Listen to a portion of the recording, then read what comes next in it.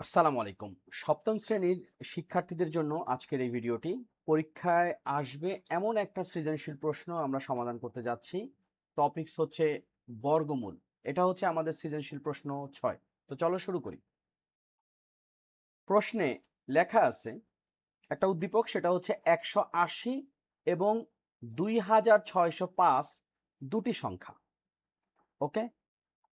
আমাদের যে কাজটা করতে হবে, প্রথমটা হলো ১ নাম্বার গুণনীয়কের সাহায্যে 36 এর বর্গমূল নির্ণয় করো। গুণনীয়কের সাহায্য বলতে কি? গুণনীয়কের সাহায্যে বলতে হচ্ছে আমরা এই 36 কে যদি মৌলিক গুণনীয়কে বিশ্লেষণ করি, অর্থাৎ 2 দ্বারা যদি ভাগ করি পাবো হচ্ছে 18, আবার 2 দ্বারা যদি ভাগ করি পাবো হচ্ছে 9, 3 দ্বারা ভাগ করলে পাবো হচ্ছে 3। তো আমরা যদি এভাবে লিখি 36 কে মৌলিক গুণনীয়কে কি বিশ্লেষণ করে পাই, বিশ্লেষণ করে পাই। মৌলিক গুণনীয়কটা বলতে কি বুঝাইলো এখানে? লক্ষ্য করে দেখো, এই যে 36 এখানে 2 দ্বারা ভাগ করছে, 2 একটা মৌলিক সংখ্যা, এবং এরকম করতে করতে আমরা যেটা পাইছি 2 গুণ 2 গুণ 3 গুণ 3 সবগুলোই কিন্তু মৌলিক সংখ্যা। অর্থাৎ 2 দুগুণে 4, 3 4 12, 3 12 36 আমরা গুণনীয়কে বিশ্লেষণ করলাম। এবং আমরা জানি যে বর্গমূল নির্ণয় করতে গেলে প্রতিটা জোড়ায় জোড়ায় একটা করে নিতে হয়। যেমন এই 2টা 2 এর থেকে আমি একটা 2 নিলাম, 2টা 3 এর থেকে একটা 3 নিলাম। তাহলে বিষয়টা কি দাঁড়াচ্ছে? আমরা যদি স্পষ্ট করে লিখি এরকম ভাবে যে প্রতি জোড়া হতে একটি করে গুণনীয়ক নিয়ে পাই। সেটা কি হবে? এই 2টা 2 এর থেকে একটা 2 নিলাম, গুণ 2টা 3 এর থেকে একটা 3 নিলাম। তাহলে আমরা লিখতে পারি সুতরাং 36 এর বর্গমূল কত? এই 36 কে আমরা √36 ও লিখতে পারি 6, কারণ 3 আর 2 গুণ করলে 6 হয়। এই হচ্ছে আমাদের প্রথম প্রশ্নের উত্তর, ক নাম্বার। এই প্রশ্নের উত্তর যদি আমরা পারি, আমরা সুন্দর করে 2 নাম্বার পেয়ে যাব। ক ডান। এখন আমরা খ করব। খ নাম্বারে লেখা আছে প্রদত্ত জোড় সংখ্যাটিকে কোন ক্ষুদ্রতম সংখ্যা দ্বারা গুণ করলে গুণফল পূর্ণবর্গ সংখ্যা হবে? জোড় সংখ্যা কোনটা? এখানে একটা হচ্ছে 180 আর একটা হচ্ছে 2605। স্বাভাবিকভাবে 180 হচ্ছে জোড় সংখ্যা। তাহলে আমরা লিখতে পারি খ নাম্বার প্রদত্ত জোড় সংখ্যা সেটা কি 180। এখন এই 180 কে যদি আমরা মৌলিক গুণনীয়কে বিশ্লেষণ করি তাহলে কি পাবো? 180 কে প্রথমে যদি 2 দ্বারা ভাগ করি পাবো হচ্ছে 90, তারপরে 2 দ্বারা ভাগ করলে পাবো 45। 45 কে তো 2 দ্বারা ভাগ করা যাবে না, 3 দ্বারা পারা যাবে। তাহলে কত পাবো? 3 3 15 45। আবারও 3 দ্বারা ভাগ করলে পাবো হচ্ছে 5। তাহলে লিখতে পারি সুতরাং 180 সমান হচ্ছে 2 গুণ 2, আবার 3 গুণ 3 গুণ এই 5। আমরা কি জানি? ওই সংখ্যাটাই বর্গমূল হবে যদি প্রতি জোড়া থেকে একটা করে গুণনীয়ক আমরা নিতে পারি। এই 2টা 2 এর থেকে আমরা একটা 2 নিতে পারবো, এই 2টা 3 এর থেকে একটা 3 নিতে পারবো।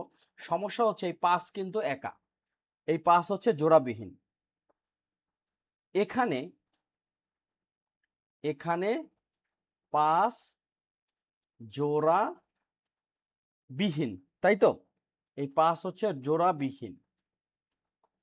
সুতরাং সুতরাং এখানে কি বলছে? প্রদত্ত জোড় সংখ্যাটিকে কোন ক্ষুদ্রতম সংখ্যা দ্বারা গুণ করলে গুণফল পূর্ণবর্গ সংখ্যা হবে? এখানে 5 জোড়াবিহীন, তাই 180 পূর্ণ বর্গ সংখ্যা নয়। এখন আরেকটা প্রশ্ন, পূর্ণবর্গ সংখ্যাটা আবার কি? যে সংখ্যাকে রুট করলে, যেমন 9 কে রুট করলে আমরা পাবো 3, 16কে রুট করলে পাবো 4, একটা স্বাভাবিক সংখ্যা পাওয়া গেছে। কিন্তু 180কে রুট করলে এই 5 আমাদেরকে ঝামেলা সৃষ্টি করবে। 180 পূর্ণবর্গ সংখ্যা নয়, 5 দ্বারা গুণ করলে সংখ্যাটি পূর্ণ বর্গ সংখ্যা হবে। ওকে, ভেরি সিম্পল। কি বলছে? প্রদত্ত জোড় সংখ্যাটিকে কোন ক্ষুদ্রতম সংখ্যা দ্বারা গুণ করলে গুণফল পূর্ণবর্গ সংখ্যা হবে, সেটা হচ্ছে 5। কারণ 5 হচ্ছে জোড়াবিহীন, একা আছে, তার একটা জোড়া লাগবে। তাহলে ক এবং খ ডান।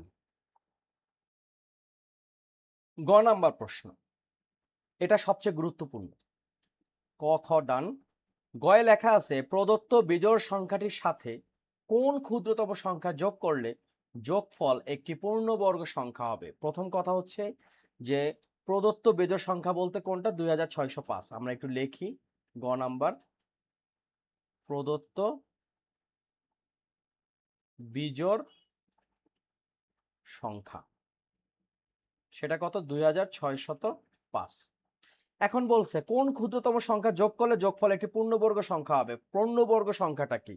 পূর্ণবর্গ সংখ্যা আমরা জানি যে সংখ্যাকে যদি স্কোয়ার রুট করি তাহলে একটি স্বাভাবিক সংখ্যা পাওয়া যাবে, মানে কোনো দশমিক ভগ্নাংশ হবে না। সাপোজ 49, 49কে স্কোয়ার রুট করলে আমরা পাবো 7। আবার 36, 36কে স্কোয়ার রুট করলে পাবো 6। এখন আমরা আগে দেখি যে এটা আদৌ পূর্ণবর্গ সংখ্যা কিনা। আমরা একটু টেস্ট করি। 2605, প্রথমে একটা জোড়া, এই একটা জোড়া। এই যে 2 আর 6 মানে 26, 26-এর সবচেয়ে নিকটস্থ পূর্ণবর্গ সংখ্যা কত? 25।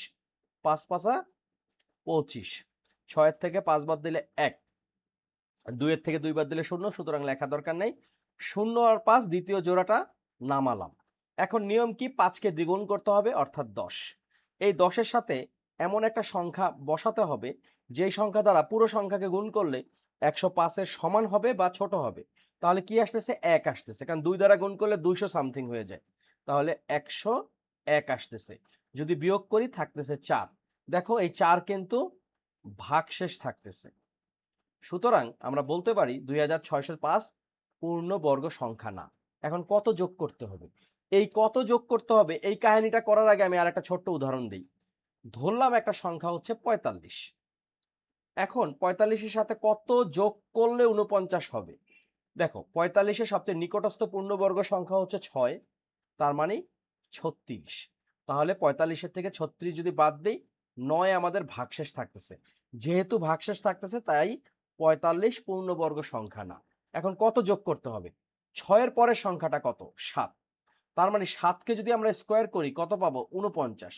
এই 49-এর থেকে যদি আমরা 45 বাদ দেই তাহলে কত পাবো? 4। সুতরাং 45-এর সাথে যদি আমরা 4 যোগ করি তাহলে আমরা 49 পাবো, যেই সংখ্যাটা একটা পূর্ণবর্গ সংখ্যা। সুতরাং কত যোগ করলে? 4 যোগ করলে। এই কাজটাই আমরা একটু কথায় লিখবো এইভাবে, যে এইভাবে আমরা বলতে পারি যেহেতু সংখ্যাটির বর্গমূল নির্ণয় করার সময় ভাগশেষ 4 আছে, কাজেই প্রদত্ত সংখ্যাটি পূর্ণবর্গ সংখ্যা নয়। 2605-এর সাথে কোনো একটি ক্ষুদ্রতম সংখ্যা যোগ করলে যোগফল পূর্ণবর্গ হবে। যেমন আমরা 45-এর সাথে কিন্তু 4 যোগ করছিলাম, কিন্তু এক্ষেত্রে আমরা কি করছি? 6-এর পরের সংখ্যা হচ্ছে 7, 7কে বর্গ করছি। ঠিক তেমন এই যে 51 যে আসছে এখানে, যে আমরা এখানে যে 1 বসাইছিলাম, 51 যে আসছে, 51-এর সাথে 1 যোগ করলে 52 হয়। এই 52কে বর্গ করলে আসতেছে 2704। যেমন আমাদের এখানে আসছিল 7 7 49, 49-এর থেকে 45 বাদ দিছি, তেমনি আমরা 2704-এর থেকে কি করছি? 2605 বাদ দিছি, কত পাইছি? 99। সুতরাং এই 99 হচ্ছে আমাদের উত্তর। প্রশ্নটা কি? প্রদত্ত বিজোড় সংখ্যাটি অর্থাৎ 2605-এর সাথে কোন ক্ষুদ্রতম সংখ্যা যোগ করলে 99 যোগ করলে যোগফল একটি পূর্ণবর্গ সংখ্যা হবে। এই হচ্ছে আজকের সৃজনশীল প্রশ্নের গ নাম্বার প্রশ্নের উত্তর। এর মাধ্যমে আমরা ষষ্ঠ সৃজনশীল প্রশ্ন সমাধান করলাম। এর আগে 5টা করছি, সবকটাই গুরুত্বপূর্ণ। এর মধ্যে এইটা one of the most important. সপ্তম শ্রেণীর জন্য বর্গমূল একটি গুরুত্বপূর্ণ অধ্যায়, বাকি জীবনের জন্য বর্গমূল একটি গুরুত্বপূর্ণ অধ্যায়। তো আজকে এই পর্যন্তই। তোমরা সবাই ভালো থাকো, সুস্থ থাকো। যদি মনে করো চ্যানেলটি তোমাদের কোনো উপকার করছে, প্লিজ সাবস্ক্রাইব করবে। আল্লাহ হাফেজ।